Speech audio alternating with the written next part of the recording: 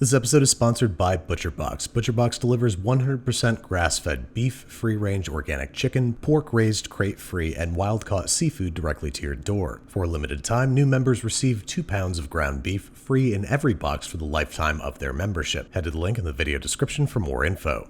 Oh, so hard to resist. Mesquite grilled onions, jalapeno relish.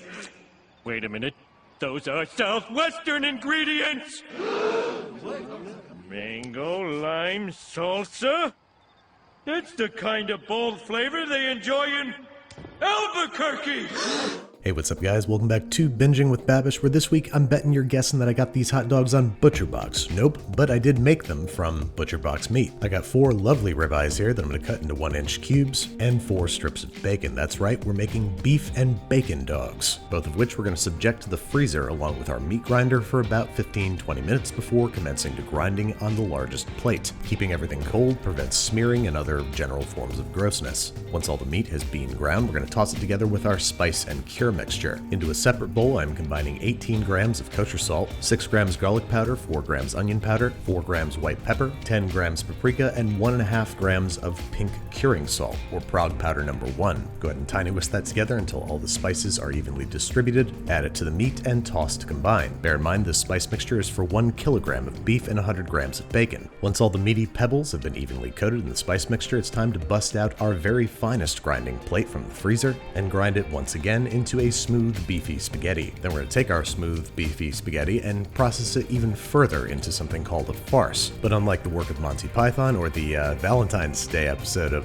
Frasier, this farce is simply our meat mash emulsified together via food processor with some ice water, 250 milliliters all told for our 1.1 kilograms of meat. I'm doing this in 2 batches so I don't burn out my food processor like I did during the Irishman episode, scooping out the first batch into a bowl and then drizzling the remaining 125 mil into the food processor while it's running with the second batch of beef. Once we have our nice, smooth, creamy farce, you can either dig in with a spoon, I'm just kidding, don't do that. What we're actually going to do is allow this to cure. Covering it with plastic wrap pressed right down onto the surface of the meat so as to prevent oxidation, and letting it chill out in the fridge overnight. And then it's my least favorite time of day, sausage stuffing time. I have here a length of natural sheep casing that is going to give our hot dogs a snappy bite. After letting it soak for 15-20 minutes, I am threading it onto our sausage stuffer, snipping off the excess, tying a knot so as to secure the extruding farce, and poking a hole in there using a sharp thing. This is going to help air escape and help prevent a phallic blowout as we begin the very unpleasant process of shoving our squishy farce through the machine. And try as I might, we still ended up with an intestinal condom, so I'm going to do the opposite of what you should do to a condom and poke more holes in it. Give it another try, and success. Stuffing sausage by yourself is an annoying process because you have to both load the farce into the grinder and guide the casing off of the machine, so hopefully next time ordinary sausage will come through and give me some help. Once all your sausage has been stuffed, go ahead and tie off the other end, give it a little wipe down so the exterior is a little less gross, and then it's time to start twisting into individual links, which you want to do alternating directions each link. This prevents the sausages from unraveling when it comes time to cook them, which it is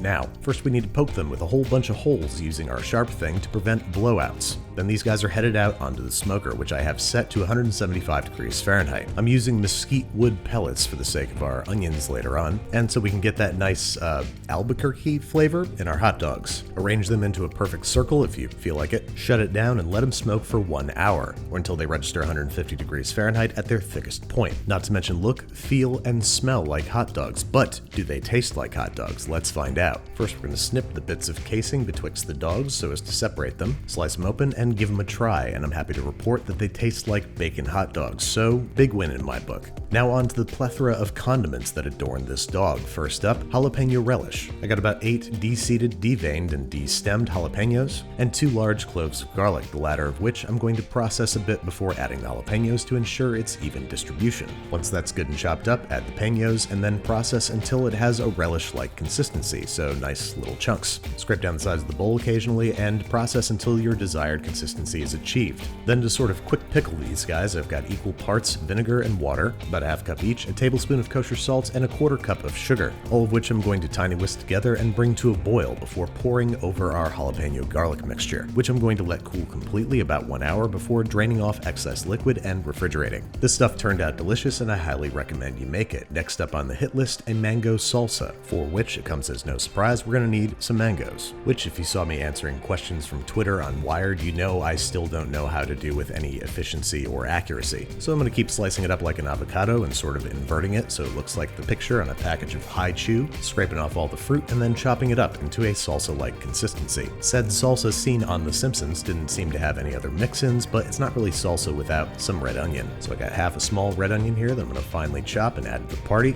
along with one small lime cut in half and juiced by hand. And because I care more about accuracy to southwestern flavors than my own taste buds, a little bit of chopped cilantro, a generous sprinkle of kosher salt, and a few twists of freshly ground black pepper. Go ahead and mix that together and you got yourself one mango salsa. Cover this up and refrigerate until ready to use. Last up, we have our mesquite grilled onions. This is probably most easily achieved by throwing some mesquite chips on a charcoal grill, but I don't have that, so onto the smoker it goes, this time cranked up to 500 degrees Fahrenheit for searing. Once we've logged a few minutes on there and we got some nice char marks, it's time to chop these guys up and assemble. First I'm going to lay out all three of our condiments here, our jalapeno relish, our mango salsa, and our mesquite grilled onions that I'm going to cut into hot dog appropriate sized pieces. If you want to see how to make your own hot dog buns, click the link in the upper right hand corner right now. Stuff a freshly charred hot dog into the bun and arrange the condiments in the strange orientation that we find them in on The Simpsons, that is next to each other rather than concurrently. Kind of an interesting idea actually, so you get different flavors as you eat the hot dog. But how does it work in practice? Only one way to find out. And between the delicious homemade hot dog and the creative, flavorful toppings, this is genuinely one of the best hot dogs I've ever had in my life. If it were on a plate, it would legally be in the Clean Plate Club. But that being said, I think all these condiments would work better together rather than separately. Kind of like an old friend of mine, America. So I'm going to slop it up with all them toppings, and because I'm clearly biased, here comes Sawyer, a third-party adjudicator, and who, as an attorney, is incapable of lying. Let's see what he thinks of the new and improved Isotope Dog. And you know it's good because you can't fake eyebrow movement like that. Thank you again to ButcherBox for sponsoring this episode. With ButcherBox, you can stock your freezer with high-quality meat products, making cooking and meal planning easier. You choose your box type and frequency, and they'll ship you your order for free, frozen for freshness in an eco-friendly box. For a limited time, new members receive 2 pounds of 100% grass-fed ground beef free in every box for the lifetime of their membership. I love having ground beef on hand to make a quick dinner. For more info and to get your first box, head to the link in the video description.